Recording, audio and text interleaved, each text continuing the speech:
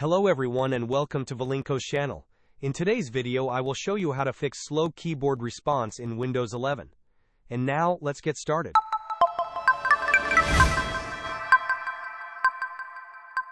First things first, if you are using a wireless keyboard, the most common culprit for slow response is a low battery. Please try replacing the battery. Once you have addressed any potential hardware issues, we can move on to software solutions. To begin, right-click on the Start button and select Settings from the menu. Navigate to the Accessibility tab. Scroll down and select Keyboard. Within the keyboard settings, locate the options for sticky keys, filter keys, and toggle keys. Ensure that all these switches are turned off. Next, we will work with the Device Manager. You can find it by searching for Device Manager in the Windows search bar and opening the application. In the Device Manager window, expand the list under Keyboards. You will likely see one or more HID keyboard entries.